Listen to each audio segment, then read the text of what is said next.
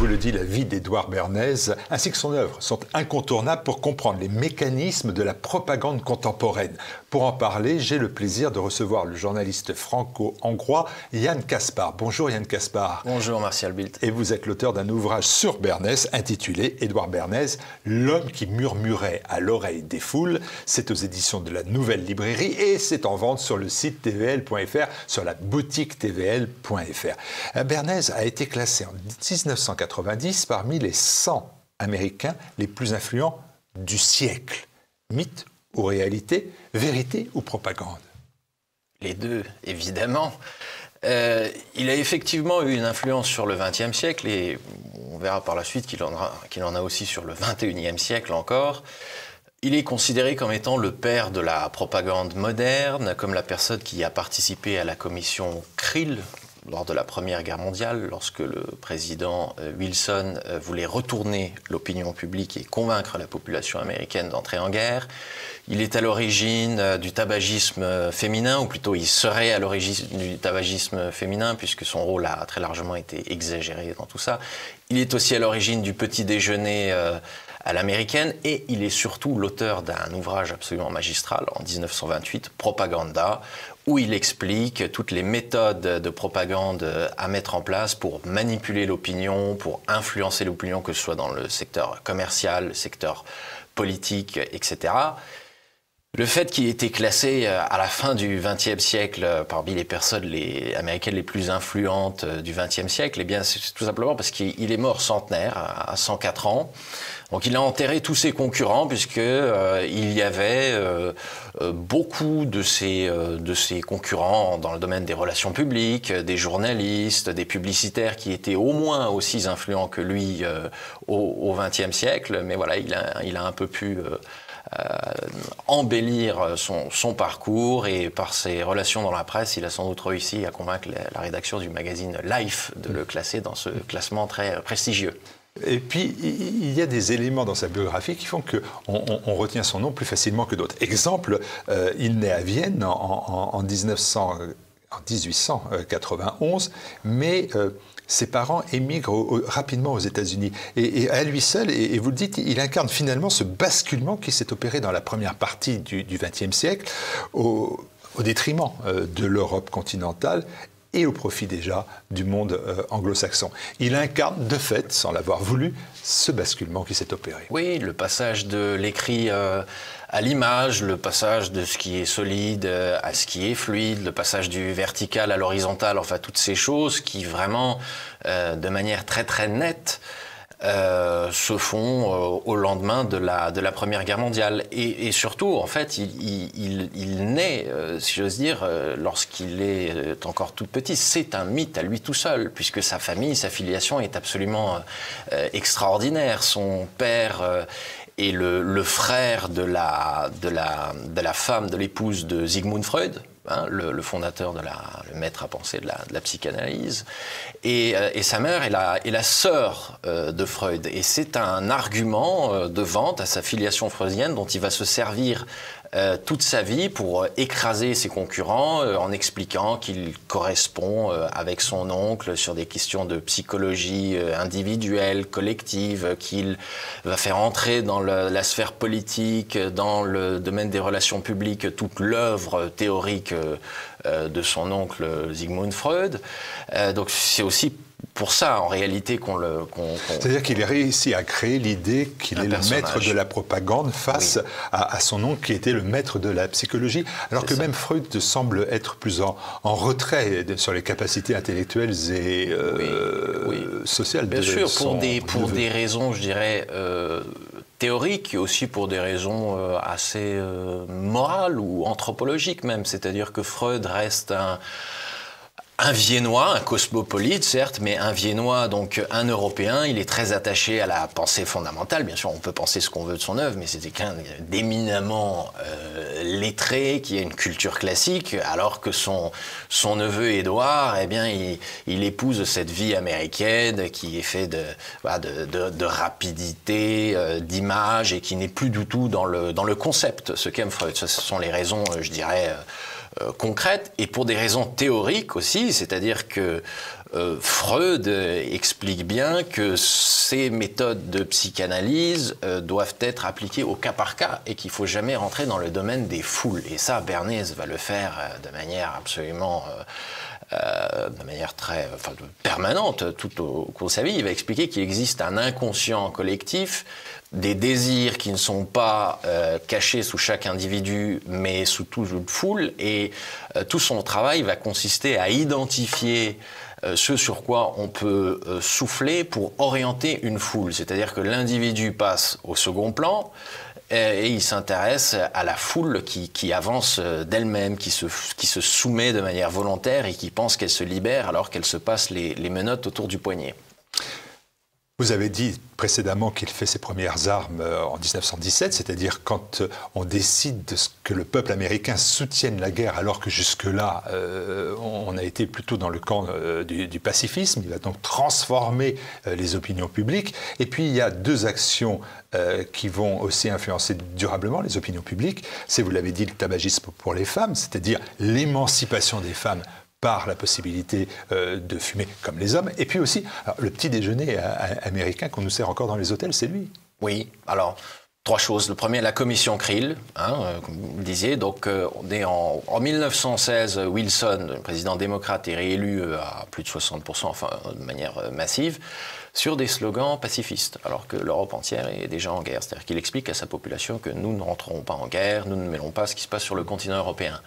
Il change d'avis.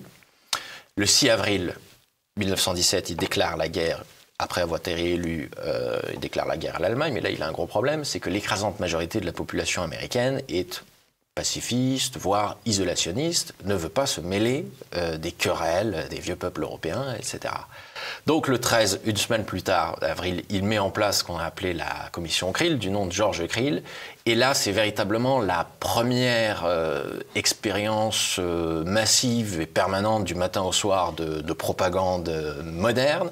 Et Bernays va être en charge de la branche, un rôle assez modeste, secondaire, mais il sera dans le cœur de la machine tout de même, de la branche sud-américaine de cette commission. Donc on a les fameuses affiches de propagande, les discours de 4 minutes sur la place publique, les places publiques de toutes les petites et grandes villes américaines, des volontaires, 75 000 au total, on fera le calcul à la fin de la guerre, toucheront par ces petits discours de 4 minutes 3 fois le total de la population. Donc c'est absolument prodigieux. Pas de télévision, pas d'internet évidemment encore à l'époque, et on est là à sans arrêt expliquer aux Américains pourquoi est-ce qu'ils ont intérêt à se battre contre l'affreux allemand, etc., au nom des valeurs américaines, etc., etc. Et en quelques mois, ça fonctionne. Sur le tabagisme pour les femmes ou sur le petit déjeuner, est-ce qu'on est sur de la publicité il utilise les méthodes de publicité qu'on connaît bien pour faire accepter ses points de vue. C'est de la propagande ou alors c'est du cynisme. Est-ce que c'est un progressiste ou un cynique ? Oui. C'est très clairement un progressiste. C'est d'ailleurs le maître de la pensée, de la communication progressiste. C'est-à-dire le progressisme, transgresser des situations figées, transgresser des traductions, c'est ce qui est au cœur de la mécanique bernaysienne. C'est-à-dire qu'on explique, faire passer un message en expliquant bien aux personnes ciblées, aux propagandés, qu'accepter une nouvelle donne économique et sociale est une libération. Pour le cas du tabagisme féminin, il ne va pas expliquer à ses clients, c'est-à-dire Lucky Strike à l'époque, qu'il faut conquérir le marché féminin parce que le tabac, c'est quelque chose de bien pour les femmes, parce que Lucky Strike est une marque extraordinaire. Il ne va pas dire aux femmes fumer parce que... Non, il va passer par des méthodes qu'il avait déjà théorisées, qu'il était en train de théoriser dans Propaganda en 1928 et qu'il appliquera ensuite tout au long de sa vie. C'est-à-dire qu'il détourne l'attention du produit, là je pense que ça vous rappellera quelque chose, vers un tiers parti ou une idée tierce, et c'est sur cette idée ou sur cette personne que les personnes qui sont ciblées par cette propagande vont se concentrer pour être complètement happées par l'idée ou la tierce personne. Donc là, dans le cas du tabagisme féminin, c'est tout simple, il va expliquer aux femmes que fumer est une marque de virilité ou d'émancipation et un symbole de lutte contre la domination masculine. Alors, il n'avait pas été le premier à faire ça. D'ailleurs, d'autres travaillaient pour Lucky Strike à l'époque, notamment Albert Lasker, qui est un très grand père de la publicité moderne aux États-Unis. Mais c'est lui qui va donner en quelque sorte son nom. Aujourd'hui, on ne retient que lui, organiser un défilé dans les rues de New York avec ses mannequins de Vogue qui fument, des articles de journaux, ensuite sur plusieurs jours dans toute la presse américaine pour expliquer la femme libre, la femme moderne, la femme qui s'affirme et qui ose défier l'autorité de son mari, fume. La cigarette est un symbole phallique, c'est quelque chose de vertical. Donc, voilà comment il fait pour le petit déjeuner à l'américaine. Alors là, c'est encore quelque chose de beaucoup plus concret. Il passe par l'autorité des médecins. Alors là, j'imagine que ça vous rappellera quelque chose. On est en plein dedans depuis quelques années.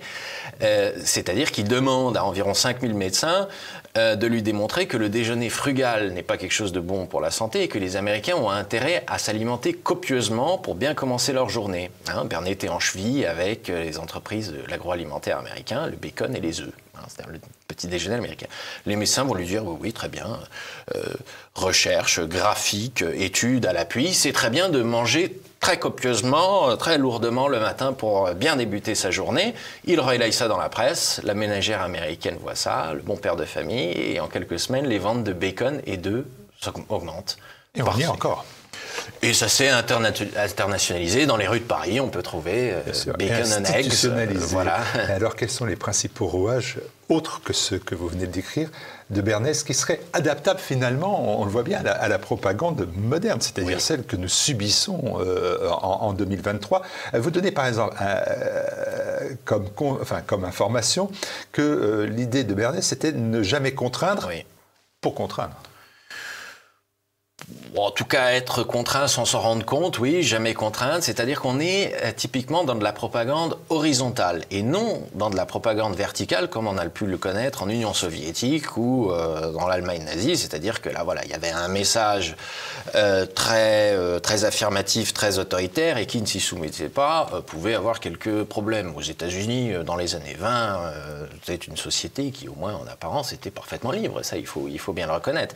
Et Bernays est là-dedans, c'est-à-dire qu'il essaye de trouver ses points de contact sur les groupes pour insuffler des messages, pour aller dans le sens des désirs, des pulsions, c'est quelque chose de très permissif. On n'est plus dans le répressif, comme les grands systèmes verticaux, comme par exemple les religions ou la foi, c'est-à-dire qu'on est libre parce qu'on se soumet aux pratiques de la foi ou ce genre de choses, comme ça qu'on trouve notre... Non, pas du tout. Il faut se lâcher, se décomplexer complètement, mais derrière, il y a des messages et des produits qui sont vendus. Donc c'est quelque chose d'horizontal. Simplement, tout ça fonctionne, eh bien, évidemment, lorsque il y a ce bâton de la propagande horizontale, certes, mais ça reste un bâton. Et de l'autre côté, une carotte de confort matériel et d'économie qui tourne à plein régime. Ce sont les années 20 aux États-Unis, les années... Vendre. 5. Voilà. Dites-moi, Yann Caspar, vous soulevez une phrase, vous levez un lièvre quasiment dans Propaganda 1928. On peut lire cette phrase, je l'ai citée en entier si vous me permettez, parce qu'elle suscite quand même la réflexion. La manipulation consciente, intelligente des opinions et des habitudes de masse joue un rôle important dans une société démocratique. Ceux qui manipulent ce mécanisme social imperceptible forment un gouvernement invisible qui dirige véritablement le pays. Et je me suis dit, rapporté à une question comme l'immigration, Bernays accréditerait presque le complot pour contraindre les peuples au grand remplacement. Oui, il n'a jamais appelé au complot, il n'a jamais appelé à constituer des sociétés secrètes. Invisible qui dirige véritablement le pays. Il faut faire attention avec ce terme. C'est-à-dire que c'est le seul endroit dans Propaganda où on trouve donc ce terme d'invisible. En réalité, les personnes dont il parlait, c'était tout simplement les cabinets de conseillers en relations publiques. C'est McKinsey dont il parle. Voilà, par exemple. On ne connaît pas aujourd'hui. Alors s'il y a, je crois, un Fabius qui est dans Chez McKinsey, c'est le seul, mais moi, personnellement, je ne connais pas le nom du PDG de McKinsey. Enfin, voilà. Donc, c'est plutôt sous cet angle-là qu'il faut comprendre Invisible et non pas des personnes qui se réunissent dans des salles obscures, des fauteuils clubs avec des cigares. Il faut faire très attention, il y a beaucoup de... Yann Gaspard, en disant cela aujourd'hui, si quelqu'un disait la même chose, même en faisant attention au mot invisible, il serait traité de complotiste. C'est écrit noir sur blanc. Et la traduction est bonne, parce que c'était en anglais. Donc, il n'est pas complotiste. En tout cas, il fait partie, non pas du pouvoir politique directement et non pas du pouvoir économique, mais d'un nouveau métier qu'il appelle à créer, à développer, le métier de conseiller en relations publiques. Il lance son premier cabinet en 1919 à New York et en réalité, tous ses livres, toute son œuvre théorique, il a écrit 4 ouvrages, sont des cartes de visite. C'est-à-dire qu'il va expliquer « je suis un conseiller en relations publiques ». Au même titre, mon métier est tout aussi important, au même titre que celui d'un médecin, d'un avocat, etc. Je crois que c'est plutôt de ce point de vue-là qu'il faut comprendre Invisible. C'est aussi pour se donner un peu de l'importance, si vous voulez, parce qu'il n'y a pas de diplôme. À l'époque, il n'y avait pas de diplôme de conseiller en relations publiques. En réalité, dans la phrase, ce qui est plus important, c'est plutôt un mouvement imperceptible. C'est-à-dire la foule ne se rend pas compte qu'elle est prise au piège. Et société démocratique. C'est-à-dire que la démocratie a principalement 2 carburants, démocratie moderne, évidemment, américaine, européenne. Le carburant, l'abondance, la société de consommation, ça coince à ce niveau-là depuis quelques années. Et l'huile moteur, eh bien, c'est la propagande. Sinon, le moteur se grippe. C'est-à-dire qu'une société démocratique, alors là, c'est évidemment explosif, bien plus explosif que le terme gouvernement invisible, en fait, qui est assez simplet, comme ça, sur lequel on peut ergoter. Mais moi, je pense que le fait d'associer le mot propagande, ce que fait sans arrêt Bernet, propagande, à la notion de démocratie, c'est ça qui dérange véritablement. C'est-à-dire qu'une démocratie, contrairement à ce qu'on pourrait croire, ne maintient pas sa stabilité parce que les citoyens y ont un jugement libre et éclairé. Non. Ce qu'explique Bernet, à longueur de page, c'est que ces citoyens, sont manipulés. Un point important dans votre développement, je suis obligé malheureusement de tracer rapidement les chapitres de l'ouvrage, mais c'est la mise en perspective du niveau d'éducation face à cette propagande manipulatrice. Et on a souvent indiqué que le niveau d'études ou de connaissances préservait finalement l'individu de la propagande, et donc plus les niveaux d'études étaient importants, plus il était préservé de la propagande. Vous dites que ce n'est pas forcément le cas. Oui. Soyons sincères, c'est souvent vrai. Nous avons autour de nous des personnes pour qui c'est vrai, des personnes diplômées, éduquées, qui ne se laissent pas manipuler, qui ne se laissent pas faire. Mais bien évidemment, en sociologie ou en psychologie, il faut toujours voir les tendances de fond. Et ce qu'explique Bernays, et ce qu'expliquera ensuite dans les années 50 et les années 60 Jacques Ellul, qui est l'auteur d'un ouvrage très épais sur la propagande, l'histoire de la propagande, c'est que pour fonctionner, pour qu'une démocratie fonctionne avec la propagande qui est nécessaire pour faire fonctionner la démocratie, il faut que les propagandés, c'est-à-dire les citoyens, nous, soient très éduqués. Pourquoi ? Parce que si on prend l'exact opposé, un analphabète ou un illettré, un inculte, ne peut pas être manipulé. Bon, déjà pour la bonne et simple raison que, pour le coup, il ne sait pas lire, en l'occurrence, mais si vous voulez, plus on descend dans l'échelle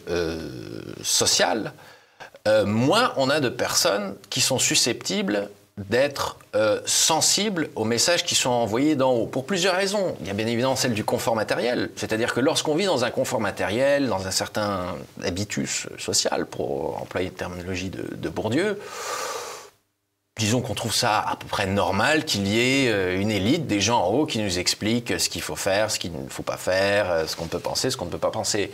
En bas, c'est pas du tout le cas. Et ensuite, la deuxième chose, c'est que il y a des correspondances. C'est pas forcément le niveau d'éducation qui compte, mais c'est plutôt le niveau d'information, la quantité d'informations qu'on ingurgite. C'est-à-dire qu'un universitaire, un retraité qui se gave de BFM TV juste du matin au soir, ou un jeune urbain hyper connecté, une fois qu'il a ingurgité beaucoup d'informations et qu'il doit répondre à une question très claire, pour faire très simple, est-ce que le pass sanitaire c'est bien ou pas ? Eh bien, il est obligé de beaucoup simplifier. Donc sa réponse va plutôt être oui mais non ou non mais oui. Alors que le plombier, l'ouvrier, etc., qui lui ne croule pas sous les informations toute la journée, il va avoir tendance à donner une réponse absolument sauvage à ce genre de questions. Et aussi, il a des collègues avec qui il peut parler librement. C'est-à-dire qu'un directeur de ressources humaines, il faut qu'il soit un peu plus convenable lorsqu'il se balade dans les bureaux. Et alors là, moi, je veux bien ensuite qu'on m'accuse de tous les maux. C'est-à-dire que concrètement, je suis en train d'expliquer que moins on est éduqué, plus on est intelligent, d'un certain point de vue. Bon, notre bon sens, peut-être, le bon sens. Bon sens populaire, la décence commune d'Orwell, ce genre de choses. C'est-à-dire qu'effectivement, on l'a très bien vu au début de l'épisode Covid, c'est-à-dire qu'on avait là des avocats, des biologistes, etc., qui passaient leur temps à lire des courbes, à s'informer, et puis au final, ils nous expliquaient que quand même c'est dangereux, bon, pas tant qu'on le dit, mais alors ils réfléchissaient. Moi, les réactions de bon sens que j'ai pu constater tout au début, en mars-avril 2020, c'était quasiment systématiquement des réactions de personnes qui émanaient de personnes qu'on qualifie tout simplement de simples, qui n'étaient pas à des niveaux très élevés dans la hiérarchie sociale. Tout simplement, elles n'avaient pas le temps. Ce qui leur importait, c'était de travailler, de boucler les fins de mois, et non pas de lire telle ou telle étude d'un chercheur américain sur la vitesse de propagation d'un virus respiratoire. Voilà. Moralité simple, mais ils avaient déjà tout compris. Oui. Allez, je voudrais conclure par encore au moins 2 questions rapidement que l'on peut lire dans la biographie de Bernays et que vous rappelez. Tout d'abord, sans faire des rappels incessants à cette période-là, Goebbels se serait inspiré des travaux de Bernays. Est-ce que cela veut dire, à contrario, que les mécaniques Bernays forment un outil indispensable aux 2 grands systèmes de propagande totalitaire nés d'une même matrice, le communisme et le nazisme? L'exactitude factuelle d'abord, c'est-à-dire la chronologie. La propagande de masse en Union soviétique devient très très efficace à la fin de la guerre civile, au début des années 30, et le nazisme commence en 1933. C'est-à-dire qu'on a des expériences à grande échelle de propagande en Allemagne et en Union soviétique qui viennent après ce qui a été mise en pratique, théorisée dans les domaines commercial, politique aux États-Unis. La première chose. La deuxième chose, Goebbels c'est qu'un exemple, on pourrait parler de Staline aussi, qui était absolument un féru de films hollywoodiens. Il les regardait en cachette au Kremlin, il avait une salle où il regardait les westerns, et puis il était absolument subjugué par la capacité de manipulation des films américains. Les propagandistes soviétiques et allemands connaissaient les conseillers en relations publiques états-uniens, européens de l'Ouest, ce genre de choses. Mais l'erreur qu'ils ont faite, c'est qu'ils ont verticalisé tout ce qui était horizontal aux États-Unis, c'est-à-dire qu'ils ont fait dégénérer cette propagande, et évidemment, Bernays l'a emporté sur Goebbels et sur Staline. Mais est-ce qu'il n'est pas en train de perdre la partie, puisque d'un certain point de vue, on est en train de réverticaliser cette propagande, puisque là, ça n'aura échappé à personne. Depuis mars 2020, la contrainte n'est plus un problème, c'est-à-dire qu'on nous a expliqué quand même pendant plusieurs mois quand est-ce qu'il fallait sortir de chez nous, comment est-ce qu'il fallait se soigner, ce qu'on avait le droit de dire, ce qu'on n'avait pas le droit de dire. Ça avait commencé avant, mais je crois que mars 2020 est vraiment une rupture.